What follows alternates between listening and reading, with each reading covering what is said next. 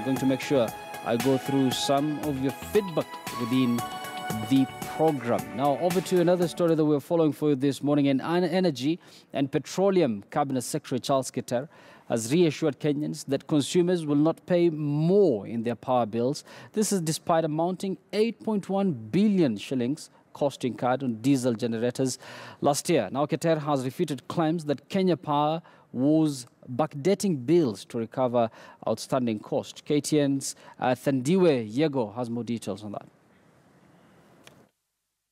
PLC or ERC or the ministry has no mandate whatsoever to do any tariff increment. The process is the uptake, which is the KPLC or any other, be it pipeline, be it any other company, will apply to ERC, stating why they need the tariff increment. ERC then will have it in the media, in the print media. They will have it gazetted for the public to give views whether they are okay or not. Customers we have at the moment are 6.4 million. Out of that, 2.4 are on analog meters. There are other customers which are on prepaid, which we have essentially been connecting, which is about 3.9 million. The other industrial and commercial customers, those are about 6,000. Those are on smart meters. You don't need anybody to go to the site to read the meters. Of course, that is Energy Cabinet Secretary Charles Keter is speaking there. Thandiwe Yego is our business reporter, and I'm going to join him shortly, and he's going to tell us more on this development. And in studio still, I'm together with Joe Kenneth Kaunda, governance expert, and we're taking stock of devolution 5 years after it's been rolled out. Now, Joe, thank you for staying with us. And one of the challenges, of course, we're going to talk on the positive side of the devolution shortly, but let's exhaust the challenges. One of them is graft. The people are saying, who come from the school of thought, saying, you know, that as much as funds have been devolved to the county government, corruption has also been devolved. Yeah, it is true that corruption has been devolved to the governments. And I think as a country, we did not expect graft to actually just disappear because of devolution. Mm-hmm. We have to accept that this had to happen. And the moment we were going to take the national revenue to the counties, we also, that's what I was saying, that we also had to put in place structures for accountability, which I think now is becoming as a proactive measure because they have realized that it's quite difficult to hold these people accountable for this money. And therefore, it is being done now after a first amount or even more than actually once has been dispatched to the counties for now 5 years. I think corruption was devolved into a really large measure. Right now, if you move around the counties and you realize that there are people who have actually really developed and accumulated a lot of wealth, none of them have ever been... Through corruption means? Through corruption means, definitely. You realize for example, last year, there was a case in Homa Bay where a minister was caught with over 500 million shillings in the house. This is a county minister. Definitely this money is not salary. Therefore, there have been cases, we've had cases from the ethics body that there have been a lot of cases of corruption, and there have been reports about this. And I believe right now corruption in the counties is actually more than this at the national government because there are no structures for accountability. The EACC is actually overwhelmed because they now have to keep the national government accountable and keep the 47 counties accountable too. But there is no proper structure they were given to keep these counties accountable. And therefore, they're just like in a bush and you're blindfolded and you're told to find a way.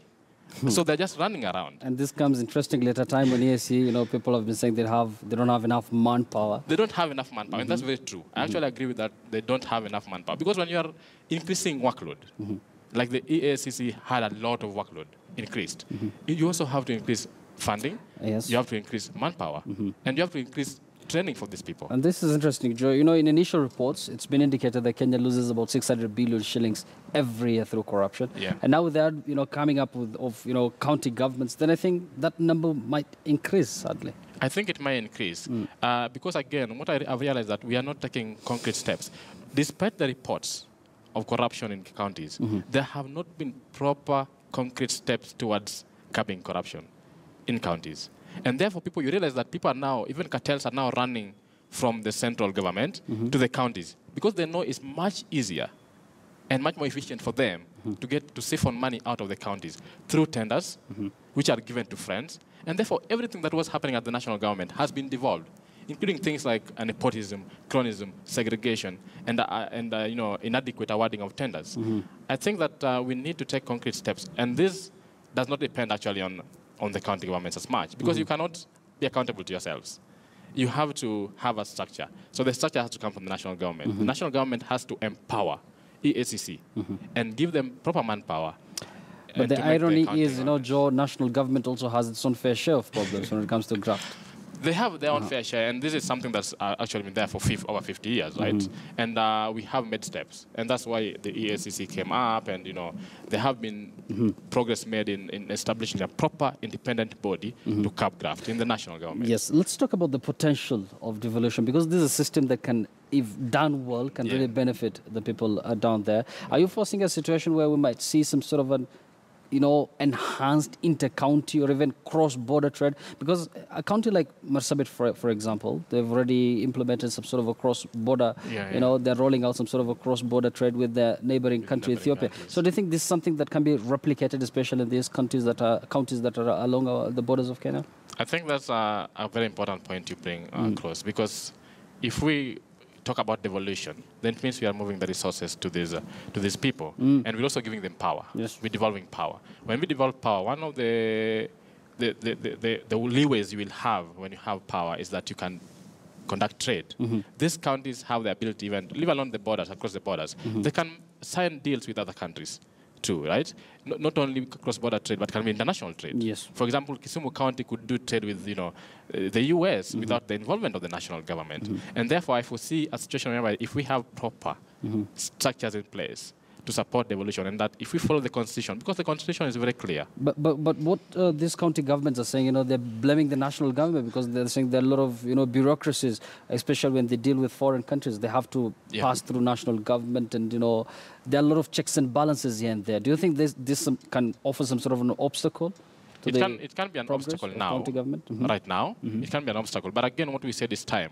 The country's government can't just demand everything at once. Yes. These people need to be given time. They need to use the power and the resources they've been given so far wisely and effectively, for the national government to give them the leeway to actually go ahead and conduct business. Capacity is key. Capacity is key, yeah. For example, if a county government goes ahead and borrows a lot of money, what happens? It can grind to a halt. And for now, it's just 5 years. We can't just give them the leeway. It's just too much of a leeway. And corruption is very much corruption is very much again. So it becomes very difficult actually to control the money. Imagine, yesterday I was reading that Taita Taveta got over 25 billion or so, or less, from Denmark or so, or one of the European countries. How do they account for this money? Who actually knows where the grants come from? And it's not only Taita Taveta. They have many countries. I've seen Homa Bay got some money from the US. Apart from the funding that they get from the national government, how do they account for this other money? Who knows how it's used? Once again, if done well, devolution can really benefit these counties. Yeah. And case in point, there are counties in northern Kenya who've never had like a proper tarmac road. Now, because of devolution, they have one. So what needs to be done to make sure that, such kind of developments take place all across, counties in Kenya? Okay, I have a certain points that I feel should be implemented. Please. What you say is important, because each and every county in this country was diverse, and they all had diverse needs. You understand that? And when you talk of the northeastern part, you realize that places like Turkana, there was no road. I've gone there by road. Yes. And you could literally be using the bush as a road. You look for, pathways inside the bush. But right now, as we speak, that's one of the fastest developing counties. And very soon it will actually surpass all these other counties that had all the resources before. So devolution has the potential, like you say, a lot of potential. But this can be replicated by one. We have to identify this unique nature of these counties. What does this county need? Like when I was listening to the speaker talk of agriculture in Nyeri, if agriculture is thriving in Nyeri, the national government needs to support that county in making that a success. Because we've seen cases whereby the national government is involved in the importation of sugar without the involvement of the other counties that actually produce sugar. Yes. And what happens? Then you sabotage those governments. Because, for example, Rift Valley is known for agriculture, Western is for sugar, and then there's fish in Kisumu.